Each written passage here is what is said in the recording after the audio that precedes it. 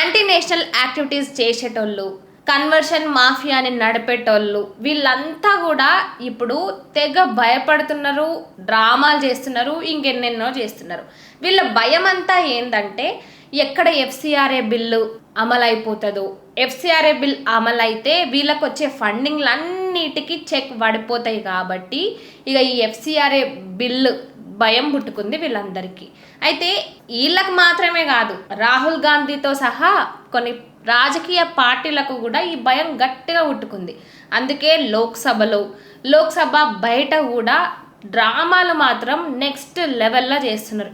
ఇంకా ఎంత అంటే ఈ సినిమా హీరోల నటన అసలు ఏం పనికిరాదు. సినిమా హీరోలంతా కూడా వీళ్ళని చూసి నేర్చుకోవాలి. వర్షంలో తడవడాలు, అంబ్రిలా లేకుండా వర్షంలో తడుస్తూ మాట్లాడుతున్నట్టు నటించడాలు, లోపల లోక్సభలో ఒక రకంగా, లోక్సభ బయట ఇంకో రకంగా ఇలా డ్రామాలు చేస్తూనే ఉన్నారు.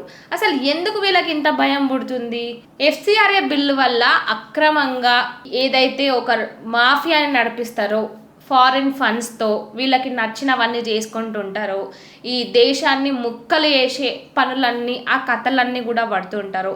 వాళ్ళకి వణుకు పుట్టాలే, వాళ్ళకి భయం కావాలి. కానీ వీళ్ళంతా దేశం కోసం పనిచేసేటోళ్ళు కదా, రాజకీయ నాయకులు. పొద్దున్నేస్తే మేము దేశం కోసమే ఉన్నాము, విద్యార్థుల కోసమే మాట్లాడతాము, విద్యార్థులే మాకు అండ, విద్యార్థులే మాకు ధైర్యం అని విద్యార్థులకు సపోర్ట్ ఇస్తున్నట్టు తెగ నటించేస్తుంటారు కదా. మరి ఈరోజు ఎందుకు ఇంతగానం భయపడుతున్నారు? ఎక్కడ ఈ ఎఫ్సిఆర్ఏ బిల్ అమలవుతుందో, వీళ్ళందరి మీద గట్టి దెబ్బ పడుతుందో అని. అయితే ఎఫ్సిఆర్ఏ బిల్లు ఇప్పుడు కొత్తగా వచ్చిందేం కాదు. 1976లోనే ఈ బిల్లును ప్రవేశపెట్టారు. కానీ అప్పటి నుంచి ఉన్న ఈ రాజకీయ నాయకులు ఎవరైతే ఉన్నారో వాళ్ళంతా కూడా దీన్ని ముందరికి సాగనీయలేదు. వాళ్ళ స్వలాభాల కోసం దీన్ని పోస్ట్ పోన్ చేసుకుంటా అసలు పట్టించుకోలేదు. ఇప్పుడు ఈ గవర్నమెంట్ ఎఫ్సిఆర్ఏని స్ట్రాంగ్గా చేయాలి, ఎఫ్సిఆర్ఏ బిల్ ఇప్పుడు ఏదైతే తీసుకురాబోతున్నారో, ఈ బిల్లు వచ్చిన తర్వాత ఈ ఫారెన్ ఫండింగ్స్ ఎవరెవరైతే ఫారెన్ ఫండింగ్స్తో దేశం గురించి ఇష్టం వచ్చినట్టు మాట్లాడడము, దేశాన్ని ముక్కలు చేసే పనులు చేయడము, అర్బన్ నక్సలైట్స్, రాడికల్ జర్నలిస్టులు, maulvis, maulanas, conversion mafia, Christians conversion mafia, వీళ్ళంతా కూడా ఒకరని కాదు, ఇద్దరని కాదు, ఇక ఇలా పనులన్నిటికీ కూడా బ్రేక్ పడతాయి.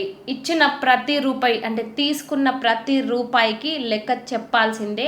ఎక్కడి నుంచి వచ్చినాయి, ఎందుకు వచ్చినాయి, ఏం చేయనీకి వచ్చినాయి అని ఇట్లా ప్రతిదీ డీటెయిల్గా చెప్తేనే ఆ రూపాయి తీసుకొనికి ఉంటుంది, ఆ రూపాయి ఇండియాకి వస్తుంది, లేదంటే రాదు. సో అందుకే వీళ్ళందరికీ ఇప్పుడు భయం తీసుకుంది. ఇక రాహుల్ గాంధీ అయితే వాయబ్బా ఏమన్నా డ్రామాలు చేస్తుండా. అసలు ఆయన కటౌట్కి ఆయనకి అసలు ఆ వర్షంలో దడుచుకుంటా సినిమా హీరో లెవెల్లో ఆయన చేస్తున్న డ్రామాని చూస్తుంటే ఇదంతా ఎందుకు? పబ్లిసిటీ స్టంట్ కోసమే కదా ఇంతగానము. ఈ కాంగ్రెస్ పార్టీ కానీ వీళ్ళందరి గురించి ఆ పార్టీకి సంబంధించిన ఒక మనిషే మాట్లాడిండు, Venugopal, Congress party senior leader. ఆయన ఏమని మాట్లాడుతున్నాడు? ఎఫ్సిఆర్ఏ బిల్లును ఖచ్చితంగా అడ్డుకుంటాము, ఈ ప్రొటెస్ట్లు ఇవన్నీ కూడా చేస్తుంది ఎఫ్సిఆర్ఏ బిల్లును అడ్డుకోవడానికి. మీరు ఎన్ని చేసినా, ఎన్ని కథలు పడ్డా, ఎన్ని చేసినా కూడా ఎఫ్సిఆర్ఏ బిల్ ఖచ్చితంగా అప్రూవ్ అవుతుంది, అమలు అవుతుంది. అమిత్ షా అమలు చేసే వరకు ఊకోడు. మీరు ఎన్ని చేసినా ఈ బిల్లును మాత్రం అడ్డుకోవడం మీ తరంతో కూడా కాదు. ఎందుకంటే ఈ బిల్ వల్ల, ఈ ఎఫ్సిఆర్ఏ బిల్లు నిజంగా దేశానికి మంచి చేయబోతుంది. ఈ ఎఫ్సిఆర్ఏ బిల్లు వద్దని అపోజ్ చేస్తున్న వాళ్ళకంటే కూడా ఈ ఎఫ్సిఆర్ఏ బిల్ రావాల్సిందే, వీళ్ళందరి పని చేయాల్సిందే అని అనుకుంటున్న వాళ్ళ సంఖ్య ఇంకా పెద్ద సంఖ్య. దేశమంతా కూడా, యావత్ దేశమంతా కూడా ఈ ఎఫ్సిఆర్ఏ బిల్ వస్తేనే బాగుంటుంది అని అనుకుంటున్నారు. ఎందుకంటే ఈ ఫారిన్ ఫండింగ్ అండ చూసుకునే కదా ఇష్టం వచ్చినట్టు కన్వర్షన్లు చేయడము, ఇష్టం వచ్చినట్టు దాడులు చేయడము, ఒక పర్టిక్యులర్ కమ్యూనిటీ మీద దాడులు చేయడము, అదే కమ్యూనిటీని టార్గెట్ చేసి ఇష్టం వచ్చినట్టు కథలు పడడము.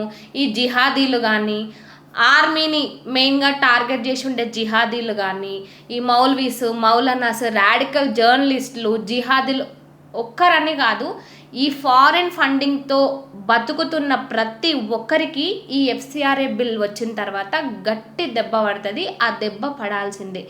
ఈ ఎఫ్సిఆర్ఏ బిల్ వన్స్ అమలు అయిందనుకో ఈ చెత్త అంతా ఒక్కరు కూడా మనకు కనపడరు.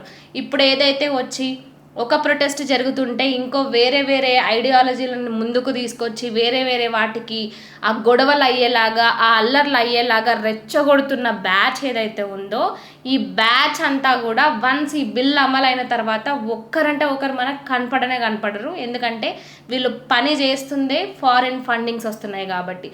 ఫారిన్ ఫండింగ్స్ వన్స్ ఆగిపోయినాయి అని అంటే వీళ్ళ కథ ముగిసినట్టే. కాబట్టి అందుకే ఖచ్చితంగా ఎఫ్సిఆర్ఏ బిల్ వస్తుంది. ఎవరు అడ్డుకున్నా ఎవరు కింద మీదైనా తల కిందికి చేసి కాళ్ళు పైకి చేసినా కూడా ఎఫ్సిఆర్ఏ బిల్లును ఆపలేరు.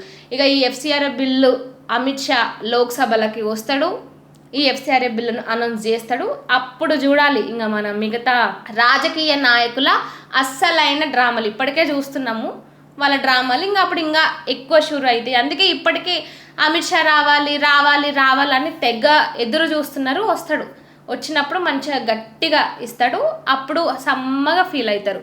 ఇప్పుడు ఈ రామ్ మందిర్ ఇష్యూని అదేవిధంగా ఈ నీట్ ఎగ్జామ్ లీకేజ్ వీటన్నిటిని ముందలకేసి ఏదో పిలుస్తున్నారు. కానీ ఆయన వచ్చినప్పుడు మీకు ఇవ్వాల్సిన ట్రీట్మెంటు వడ్డీతో సహా క్లియర్ చేస్తాడు. సో ఈ బిల్లు రావడం మంచిదంటారా, రాకుండా ఉంటేనే మంచిదంటారా? మీరేమనుకుంటున్నారో కామెంట్ రూపంలో చెప్పండి.